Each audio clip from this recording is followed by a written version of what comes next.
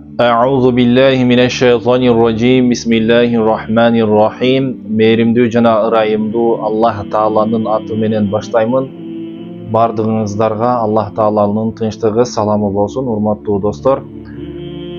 Биздин акыркы аялды туура тандоо деген темада чыгарган видеобузга абдан көп комментарийлер келди. Ошолордун арасында кээ бирлери аялды тандаганга болбойт да, түгөй тандап болбойт да, бизге Кудай Таала уже тандап койгон деген маанидеги комментарийлер келди да. Эми мен сиздерге ушул комментарийлерге жооп берип коеюн деп чечтим. Мен өзүм альхамдулилля, Кудайга шүгүр, Ислам университетинде 5 жыл илим алганбыз. Андан кийин канча жылдан бери дагы хужрави система деп коет. Ушул барып устаздардан илим алып жүрөбүз. Кудайга шүгүр, 12 жыл болуп калды, имамчылык милдетин аткарып келем. Мен орус тилчи болордон мурда эле имам болчумун. Тескерисинче тилекке каршы, бирок мени көпчүлүгү биринчи орус тили мугалими деп танып калды. Дин жаатында сүйлөсөм, орус тили мугалими дагы бул бала дагы динден түшүнүгү бар бекен деген кээ бирөөлөр мындай таңыркап карап жатышат да. Бирок Кудайга шүгүр, альхамдулилля, Кудай Таала бизге бир аз болсо дагы дин илимин алганга мүмкүнчүлүк берген. Ошондуктан мен сиздерге буну менен эмнени айтмакчы болуп турам, урматтуу бир туугандар. Мен муну менен сиздерге, мен ар бир теманы сүйлөгөндө жөн эле абадан алып сүйлөй бербеймин, Кудайга шүгүр. Менин өзүмдүн жеке методум бар, ушундай изилденем. Ар бир теманы эң биринчи Куран жаатынан, аят хадистердин негизинде, андан кийин хадис, сүннөттүн негизинде, сахабалардын айткан сөзүнүн негизинде, шариатта 4 далил бар, ошолордун негизинде сүйлөйм. Андан кийин окумуштуулардын, аалымдардын айткан сөздөрүнү жана ошондой эле турмуш тажрыйбадан алып туруп, бардыгын чогултуп, анан ошол далилдердин негизинде сүйлөйм да, абадан алып эле сүйлөй бербейм. Мен ар бир сүйлөгөн сөзүмө, Кудайга шүгүр, Кудайдын китебинен жана ошондой эле аят хадистерден далил алып келип сүйлөй алам. Эгерде менин кандайдыр бир катам боло турган болсо, ошол катаны сиздер далилдин негизинде, Куранда мындай деп келген деп далилдеп айтып берсеңиздер болот. Эгерде менин кандайдыр бир катам болгон болсо, мен сөзсүз катамды кабыл алам хадистердин негизинде.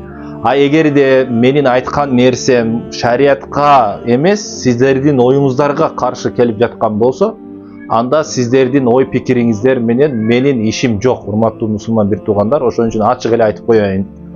Азыр деле эми ушул теманы биз сиздер менен бул теманы шариаттан алып карайбыз. Негизи мындай тема койгум келип жатат.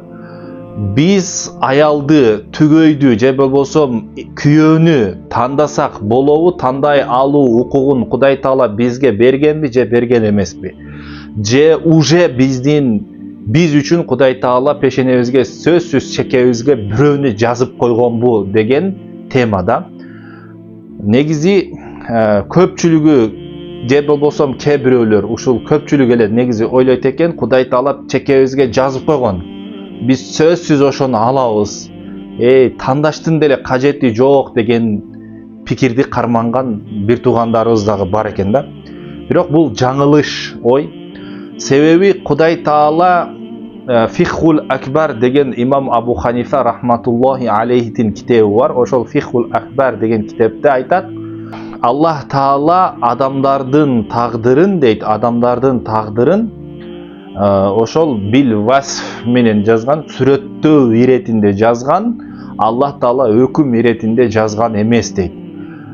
Жана ошондой эле Бадгул Амали, Шархул Акидат Насафи деген китеп бар. Эгерде биздин динди түшүнө турган, илими бар, бир аз окуган бир туугандарыбыз болсо, Шарх Акидат Насафи дегенди карасаңыздар дагы ошол жакта дагы келет, шархында ихтияри, иттирари болуп бөлүнөт да. Мисал үчүн кээ бир нерселер бар, урматтуу бир туугандар, анын нерсени биз өзгөртө албайбыз. Кээ бир нерселерди Кудай Таала биз үчүн тандап койгон.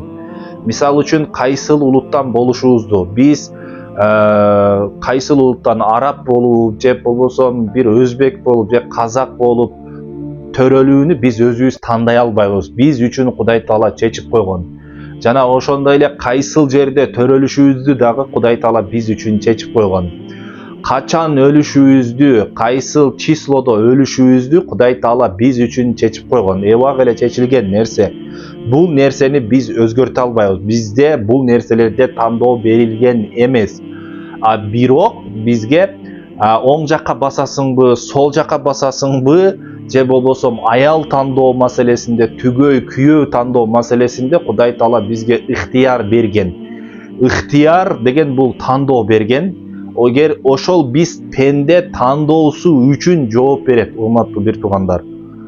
Пенде тандагандыгы үчүн жакшыны тандайбы же жаманды тандайбы, жакшы амал кылабы же жаман амал кылабы, оң жакка басабы же сол жакка басабы, бул нерселер үчүн сөзсүз жооп берет. Эгерде Кудай Таала адамга тандоо, ыктыяр бербей турган, ыктыяр бербегенде, анда эсеп кысаптын эмне үчүн кереги бар болуп калмак да? Эсеп кысаптын кандай кереги бар болуп калмак да? Мисал үчүн, эгерде Кудай Таала бир пендени мисал үчүн арак ичет деп анын чекесине жазып койгон болсо, же болбосо бирөөнү ыймандуу болот деп жазып койгон болсо, же бирөөнү ыймансыз кафир болот деп жазып койгон болсо, анда эртең адамдарга Кудай Таалага каршы далил болмок да. Эртең кыяматта келип, ey Кудай, сен өзүң мени кафир деп жазып койгон экенсиң, мени өзүң ыймансыз деп жазып койгон экенсиң, мага тандоо калтырган эмес болсоң, мен анан кантип сага туура жолго келейин деп Кудай Таалага каршы далил айтмакта. Ошон үчүн Кудай Таала бизге оңго басабыз. Мына мен оң колумду кыймылдата алам, жана ошондой эле сол колумду кааласам бул жакка басам, кааласам бул жакка басам. Кудай Таала мага ыктыяр берген, тандоо берген. Ушул нерсени унутпаңыздар, Кудай Таала бизге тандоо берген. Жана ошондой эле аялды же күйөөдү тандаганга дагы Кудай Таала бизге укук берген, урматтуу мусулман бир туугандар. Ошон үчүн дайыма дуа кылалы, Кудай Таалам бизге жакшы аялды, жакшы күйөөнү насип кылсын деп биз тандаганга укуктуубуз. Кудай Таала бизге тандоо укугун берген. Ушул нерсени эсибизден чыгарбайлы, урматтуу мусулман бир туугандар. Аял киши дагы, эркек киши дагы кандай күйөөгө чыгат же кандай аялды турмуш жолдошу кылып алат, буга укуктуу. Дагы бир жолу айтам, ислам боюнча дагы укуктуу. Ошон үчүн пайгамбарыбыз саллаллаху алейхи вассалам айтканда, аялдын 4 нерсесине карап үйлөнөт деген да. Аялдын 4 нерсесине карап үйлөнөсүңөр деген да. Мисал үчүн сулуулугу үчүн, байлыгы үчүн, жана ошондой эле ата теги үчүн, жана дини үчүн деген да. Диндарын тандагын колдоруң узун болот деди да. Пайгамбарыбыз деле айтып атпайбы? Тандагын деп атпайбы? Мына ушул пайгамбарыбыздын хадиси деле бизге эмнени билдирет экен, урматтуу мусулман бир туугандар? Тандоо укугу бар экенин билдирет да. Ошон үчүн эгерде анда бизде тандоо укугу жок болгондо, өмүрлүк жарды тандоо укугу жок болгондо, анда пайгамбарыбыз саллаллаху алейхи вассалам, мен ойлойм, бул хадис айтылмак эмес. Же болбосо пайгамбарыбыз айтмакта, тиги пайгамбарыбыз балким бул хадисти башкача кылып айтмак, же болбосо сөзсүз силердин чекеңерге жазылып калган, тандап издеп отурбагыла деп балким айтмак деп ойлойм да. Ошон үчүн урматтуу мусулман бир туугандар, эмне кылалы, өзүбүзгө жакшы ыймандуу жар тандаганга Кудай Тааладан дуа кылып, аракет кылып сурай турган болсо, Кудай Таала иншалла жакшысын берет. Кудай Тааланын бизге ыктыяр берген. Ошон үчүн дагы акыйдада бир маселе айтат. Аллах Таала дейт, жакшы адамдын каалоосун дагы ишке ашырып берет, жаман адамдын каалоосун дагы ишке ашырып берет дейт. Экөөнүн тең каалоосун ишке ашырып берет дейт. Мисал үчүн муну пенде ыктыяр кылды да, тандоо кылды, мен мечитке барып намаз окуйм, жакшы иштерди аткарам, садака кылам деп жакшы ишти ниет кылды. Кудай Таала дейт, мунун каалоосун ишке ашырып берет. Ошого аракет кыла турган болсо, ишке ашырып берет. Ал эми муну жаман пенде боло турган болсо, бул дагы эмне бир күнөө ишти, дискотекага барганды, зына кылганды же арак ичкенди ниет кылды дагы, ошого аракет кылды. Кудай Таала мунун дагы каалоосун ишке ашырып берет. Эмнеге? Себеби бул тандады. Ал эми бул дагы тандады. Экөө тең тандоосуна эмне жооптуу болот. Экөө тең өздөрүнүн тандоосуна Кудайдын алдында жооп берет, урматтуу бир туугандар. Жана ошондой эле бул Кудай Таала эми мына жакшы пенденин кылган кылыгынан, кылган жоругунан ыраазы болот дейт. Кылган жоругунан жакшы тандоо кылды, мечитке барды, жакшы иштерди аткарды, намаз окуду, садака берди, мунун кылган ишинен ыраазы болот. А бирок муну жаман пенденин кылган, пландаган жаман ниеттерин дагы ишке ашырып берет. Бирок мындан ыраазы болбойт, буга нааразы болот Кудай Таала. Жаман ишке нааразы болот, жакшы ишке ыраазы болот. Бирок Кудай Таала ошол каалагандыгы үчүн, тандагандыгы үчүн экөөнүн тең ишке ашырып берет деп акыйда китептеринде айтылат, урматтуу мусулман бир туугандар. Ошон үчүн дагы бир жолу айтам, урматтуу мусулман бир туугандар, аялды, түгөйдү дегеле ыктыяр кылып тандасак болот.